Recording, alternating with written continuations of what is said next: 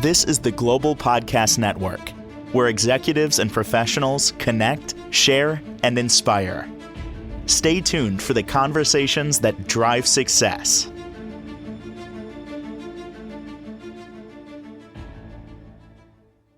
And welcome back, everybody.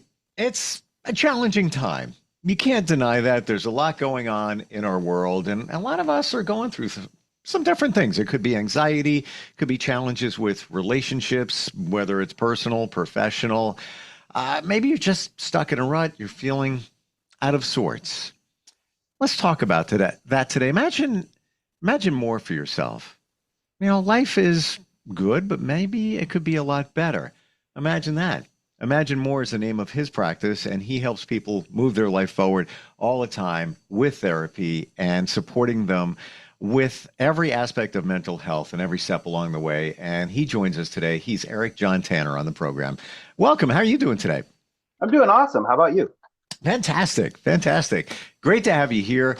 I don't normally say this out of the gate, but I'm going to say it. Your website's fantastic, by the way. Well, thank you.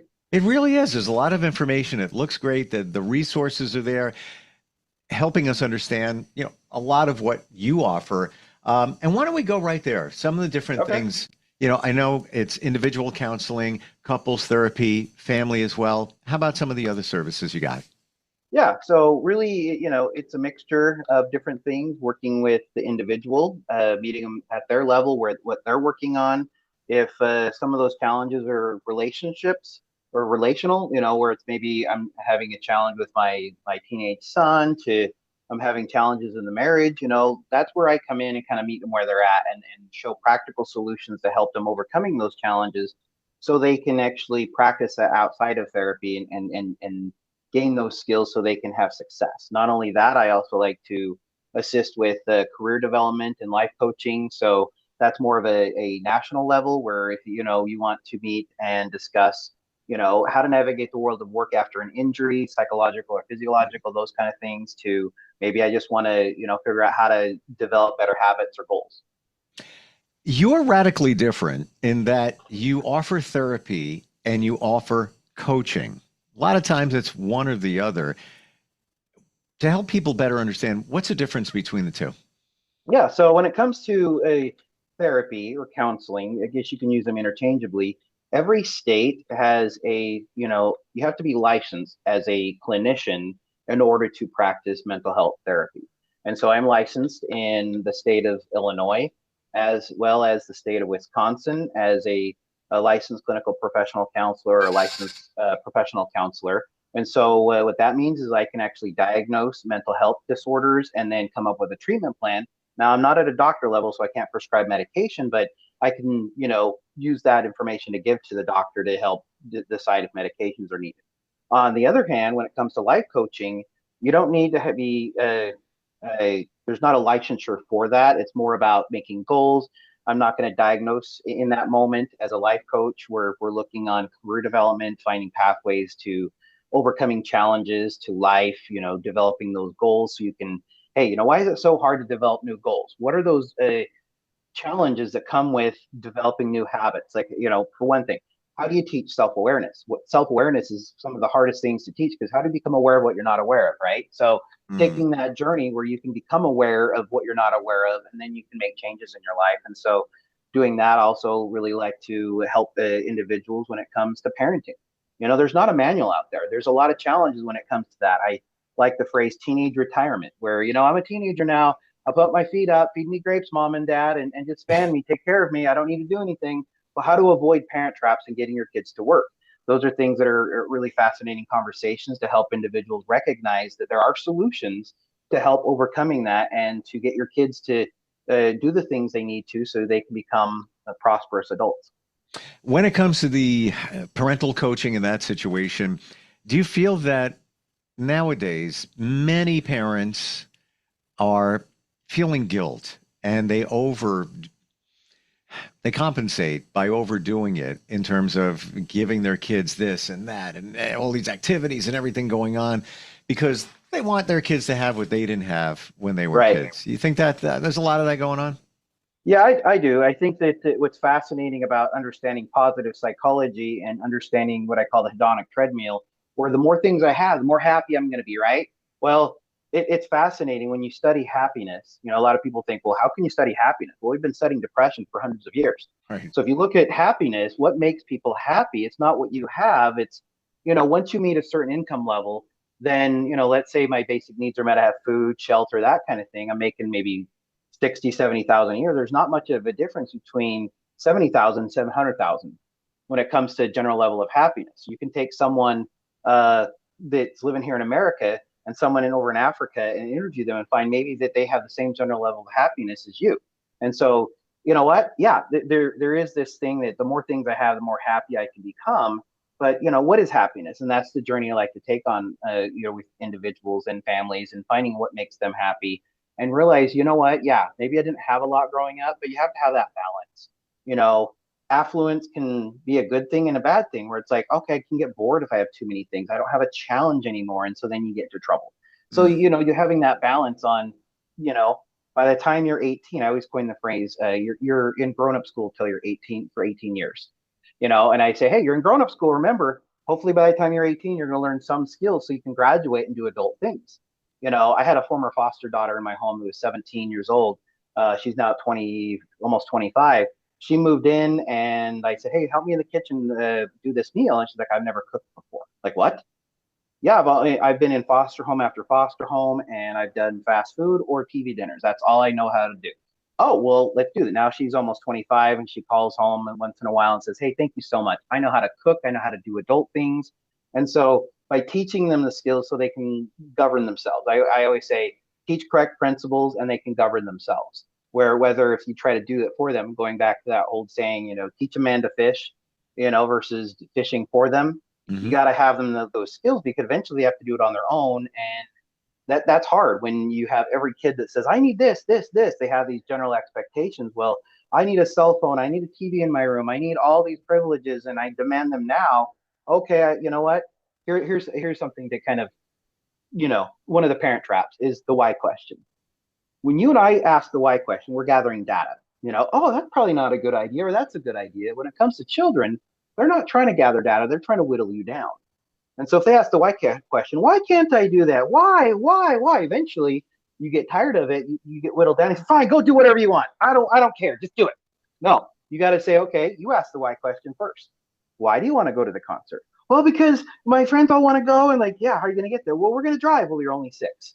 Well, we can put cans on our feet, and we can, try to push the pedals, and someone can steer. Like, okay, and you just keep giving them why until they whittle down, and then you start deflecting and saying like, well, nevertheless, the answer is no. Well, you're stupid. Well, I may be stupid, but nevertheless, the answer is no. You become a broken record. That whittles them down. And then you say, okay, well, you learned a stupid thing by talking to Eric and, doing this class on parenting. Well, yeah, that may be stupid. I took a stupid class, but nevertheless, the answer is no. And then you can start charging a harassment fee. Like if you set up a chore chart or a token economy where they earn things, he's like, well, that's 10 cents. That's 50 cents. You need to stop harassing me.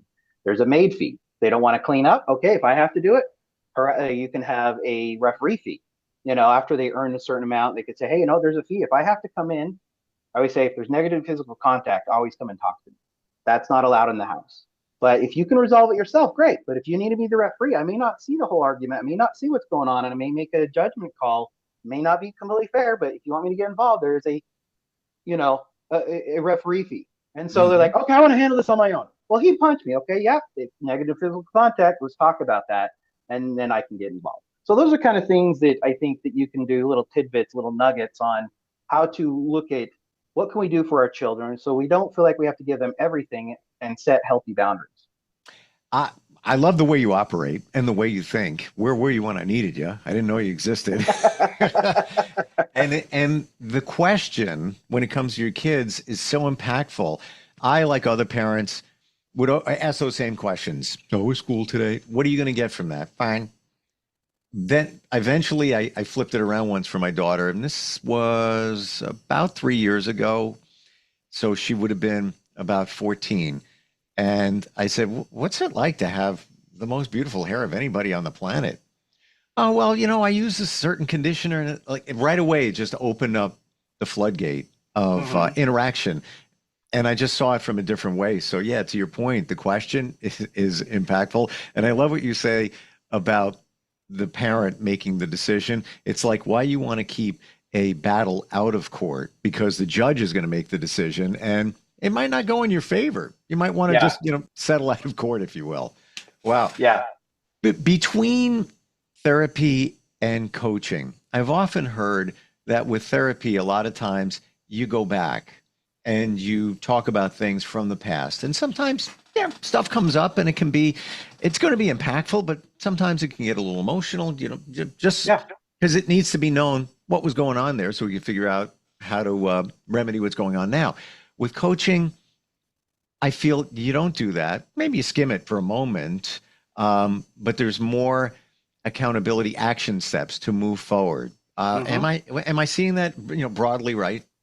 Yeah, and it depends on the modality you have. If you're more of a Freudian psychoanalysis, you may want to dive into the past. But if you're more solution focused and you want to focus on, what are the solutions in your life, or what do you already know what to do? Let's say you're struggling with addiction, and like coming to me and they're saying I can't give up the alcohol, I dabble in drugs, and okay, well, let's look at your exception. What do you mean? Well, how many days a week do you feel like you're stone drunk? Okay, well, 3 days a week. Well, there's 4 days you're not. Well, what are you doing in those 4 days? That's your exception right there. What are you doing in those moments that you're not drinking? Let's look for that exception and find out there's some solutions you're using. A lot of times we come to therapy and you think, oh, you know what? Or even coaching. You look at that approach and say, fix me. I need to be better. I need to fix my parenting, fixing my kids. I'm doing something wrong. But a lot of times we forget to focus on what we're doing right. We don't give ourselves credits or kudos to say, there's a lot of things we're doing right. And if you scale that on saying, 0 is when things have been their worst, and 10, that miracle you want to have someday, that good kids, jobs going great, I'm getting along with my spouse, whatever the situation is, that's your miracle. And you come to counseling, a lot of times I hear people say they're like a 3 or a 4, and they think that's discouraging. That's awful. Well, I like to take a step back and say, wait a minute, you're not a 0 though. If you're not a 0, that means you've already done something. It means you're not a 1, you're not a 2, you're a 3. You're almost halfway to your miracle. Think about that for a minute. You're doing some things right. And if you had, someone to walk with you along this journey and say, hey, let's take this journey here where you've already done some things on your own, and you have someone that understands mental health and coaching and understanding how goals can be actually achieved, not just set and accomplished and have results, then what do you think we could accomplish? And what would it take for you to just move one step higher, maybe to a 4 or a 5? And if we could do that, what would your life look like? What would be different? And having that vision, I always ask the why question. What is your why? A lot of times, and I'll put my hand up here and put my finger in front of it, and I always say, think about this. This is your challenges you have in life. My kids are not listening to me. They're screaming. They just want. Nothing's ever good enough. My husband or my wife is yelling at me all the time. I can never please them. We're always arguing. I can't stand my boss, my work. My life's falling apart. Whatever that challenge is, maybe past trauma. Maybe I was abused and psychological, sexual, physical abuse. Those are very traumatic and cause a lot of challenges navigating life. Call that your wall or barrier. And we stand in front of that wall or barrier.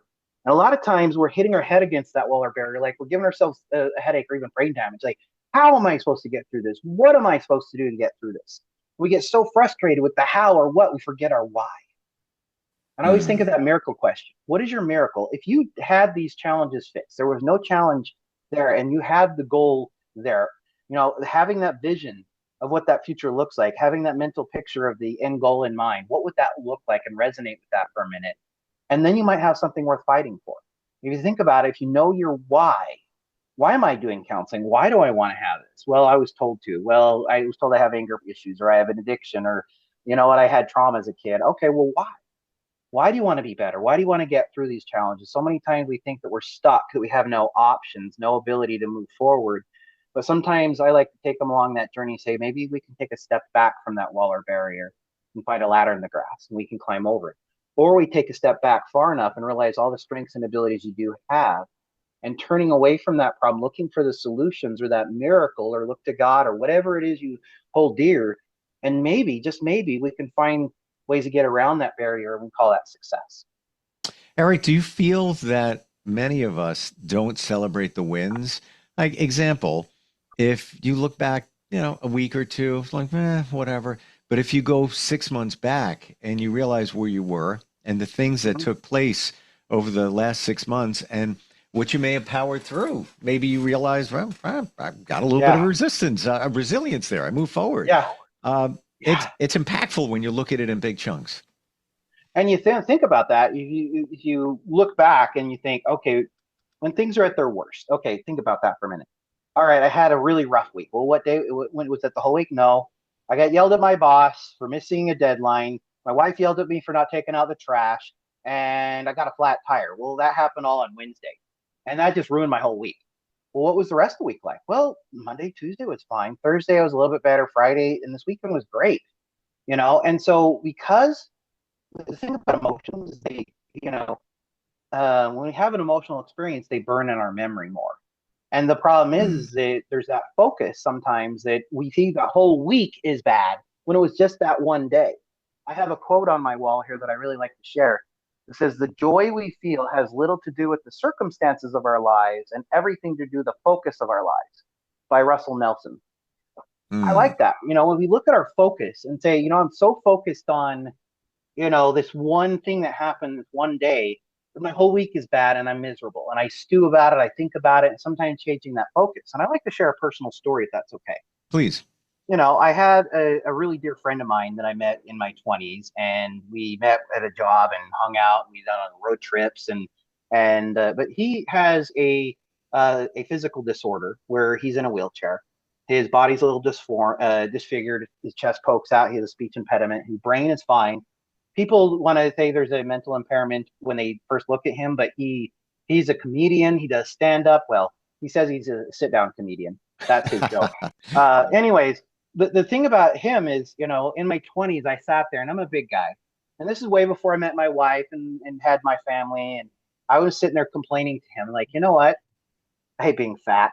No woman's ever going to love me. I'm never going to find a woman that's going to marry me and want to have a family. And he looks at me and says, "Eric, I'd rather be fat. I'd give anything to be fat if I could walk." And I went, oh my, what did I just say? My focus was what I didn't have. And I could get up and run to the restroom. I can run and play. I'm going to be out of breath because I'm a bigger guy. But hey, you know what? I had to change my focus. And that taught me a valuable lesson about experiences and how, Mm. sometimes when you see someone complaining that they don't have the fastest car when someone has to have a bike, or someone has a bike and then they complain until someone has to walk, and then someone walking complains until they see someone having, no legs. Those are real life experiences that we can actually say, can we change our focus on, part of that positive psychology is having a gratitude journal or focusing on what we do have. What do I do have, And even going to a Stoic philosophy, and if you look at Epictetus, the Stoic philosopher, that I can only control what's in my mind. I can't control anything outside of that. Yep. And if you look at that and saying, hey, you know what? If I can change, if I can choose how I respond, I like the word responsibility. You break it up, responsibility, your ability to choose your response. And if you think about that, if I could learn to do that, retrain my brain not to respond, how many of us as parents say this to our kids? Don't do that. You're going to make me angry. Better not do that. Do we really say that our kids or other people can make us angry? They have a special button, a power that they can make us angry. I mean, let me give you a hypothetical. Let's say my kids are in the living room, they're playing baseball for some dumb reason, and they break the front window. Oh, you know what? I walk in there. I could say, you just made me mad. I am pissed off. Well, no, I'm going to say, I'm choosing to get angry at you right now. There will be some consequences. I'm going to go calm down and get where I can actually have a conversation with you. But then we're going to talk about this. But on the flip side, if I choose to say that I can get angry, I can also say, can I choose not to get angry? That's the caveat. That's the challenging part. Can I actually learn to do that? And that's what I try to help people to do, is to say, can I change that focus?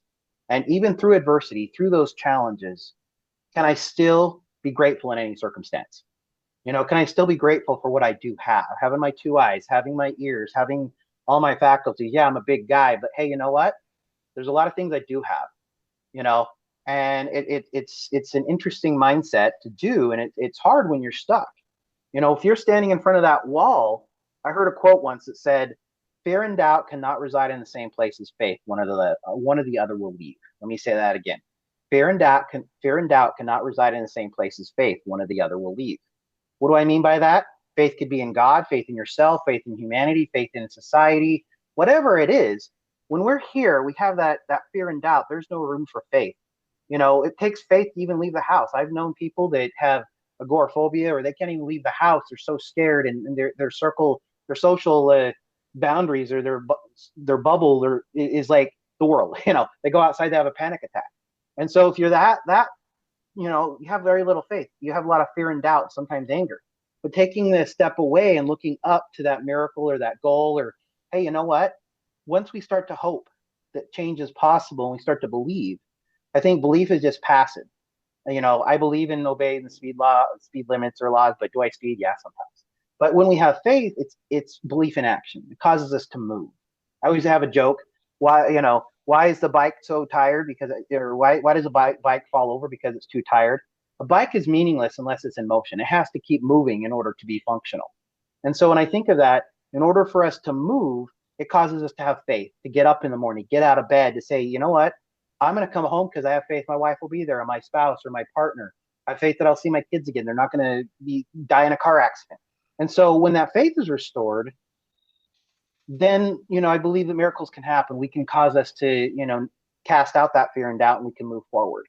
And another quote that I like is, what's the difference between courage and fear? It's one word: movement. Sometimes we think courage is moving without fear, but it's moving in the fear. And that's courageous. Lots of process with that last one. And when you talk about the gratitude, you can find it in anything. And I don't even mean like the rose-colored glasses. Situation I had Monday. I just scratched the inside of my nose. It was a little itchy, and created something. I don't know, it was a pimple and got infected. Not a big deal. Yeah. Not a big deal, except I've had a deviated septum since I was 22. Oh, okay. So it was actually blocking my airway. So now I'm like, I can't breathe. It's like having, a cold, and I don't know when it's going to go away. Went to the urgent care, a little bit of ointment, went away within a day. It was all good. Yeah. I keep a gratitude journal. What did I write? Nice. What did I write in that gratitude journal? What am I grateful for? Mm-hmm. Breathing. Right. I mean, the simplest thing is, when you don't have it, I always think of adversity is a tool. Scar tissue is tougher than the surrounding tissue. We go through that adversity not because of it, but in spite of it, it teaches us something. How many of us have taken that job, gone through that because we had to, and we learned a valuable lesson? Maybe it's learning what not to go into, or what I want to avoid. Oh, I've totally got you there. I took a job, let's see, 15 years ago. It was in between jobs. Yeah. The commute was an hour and 10 minutes one way. It was like 2 hours coming home. 19 months I spent at that job. It was a change of pace, and it was interesting. I went from a large company to a small company. Mm-hmm. To your point, what did I learn from that? I was worth more at that time. I didn't have the confidence after I left a certain job and went to this other one thinking, well, I just got to grab something. I got to support my family. I should have just waited. It's going to be okay. Guess what I didn't have, Eric? Yeah. Faith. Yeah. I didn't have faith. Well, and I worked in a different setting where I was on an interdisciplinary team focusing on helping homeless people find work. We had another therapist. It was before my full licensure for therapy. We had caseworkers, and I had this existential problem in my brain that, how can I keep going when everyone's suffering? I watched this small child walking down by the homeless shelter. The diaper was so full it was dragging on the ground.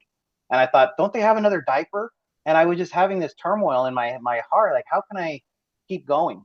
And to me, I learned gratitude. When I had a leaky roof and my ceiling caved in, and I saw the inside of the attic in my bathroom. We had a 100-year-old house. I call it a moron house because they kept on adding more on and more on after the years. And so it just kept on getting weirder and weirder. And anyways, I had to think when finally the next week I had a pipe burst in the middle of winter. And I think, you know what? I need to still be grateful. If I have a leaky roof, it means I had a roof. If I had a leaky pipe, it means I had running water. My car breaks down, it means I had a car. I know so many people that don't have even a roof Yep. or a car. Can I still be grateful even in my challenges? And that's how I can keep going. I can be grateful and try to give back where every once in a while, if I can, put in there, you don't have good insurance, or, you have an issue. I do sliding scales. Sometimes once in a while, I'll take on a pro bono client and say, hey, let's just get you some help. Really it's about helping others and helping and giving them the tools for that success to happen. And then if we focus on the problem too much, we'll never see the solution. Yes, those problems are challenging, but really there are solutions that you already know, but you've forgotten because you're so close to the problem, you can't see anything else. And I often challenge people, okay, if you can learn one thing from what Eric just said, quit staring at the wall. You need to quit staring at the wall. Oh, yep, I'm staring at the wall right now. I need to have faith that this is going to work out. I've been through challenges before. Think of past experiences. I got through that. I can get through this. Yeah. Think about this for a minute. You know what, Steve, if you think about this, how many years have you been on the planet? You can think about your age for a minute and go, okay, you're still alive, right? You're still kicking and breathing. Of all those years you've been alive, nothing's killed you yet. That means you have a 100% survival rate. Everything, all the good, the bad, 100% survival rate. That says something about who you are. And if you can get through that and get through the things you've had in the past, you're going to get through this. And let's see if tools to help reduce that overwhelm, to find the ways to find success and that you're not stuck where you're at. Some of the biggest challenges is getting people past the idea that there is still hope, that change is possible. And that's kind of the narrative that I like to share and focus on, is that it's, a lot of times I think of I like to find a lesson wherever it's at, even if it's childish, but I love the Lion King, the cartoon, and the quote in there when Rafiki's talking to Simba, and he sits there and whacks him over the head with a stick, and he's like, "What was that for?" He's like, "Doesn't matter. It's in the past." And he says, "Well, it still hurts." And then the quote I really love, he says, "Oh yes, the past can hurt. The way I see it, you can either run from it or learn from it. Let's stop running and let's learn from it." Love it. Love it. And to your point, I believe we don't take inventory. Like you just said, look back at the things you've gone through in your life and how you got over those. I don't call them mountains. I call them speed bumps. You got over that one. You got over that one.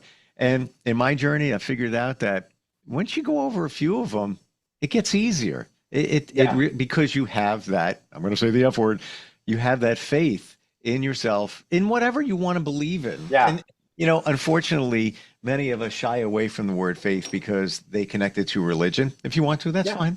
But it's not just about that. It's having a belief in something that may be bigger than you. And think about this. You get on the road, you start driving. Is that line that separates you from oncoming traffic, is that really protecting you? Or is it your faith that they're not going to come in crashing into you? Or if you did not believe or have any faith that you could drive on that street safely, you wouldn't be on it. So it's your faith that keeps you driving, not the set lines, because those are just a symbol of, some people drunk drive, some people, are intoxicated or impaired or whatever. Yeah, those are real situations. But in the general concept behind it, a lot of things we do is we have to go, and I think of this light inside of us. It's almost like we have this candle above us, and the internal light that's guiding us, we have to keep walking a few steps further to see the next part of the path. And we complain so much because it's so dark up ahead. I can't move. Well, we have to keep moving to see the next few steps. And it's like holding that candle in a cave, and you're like, you know what?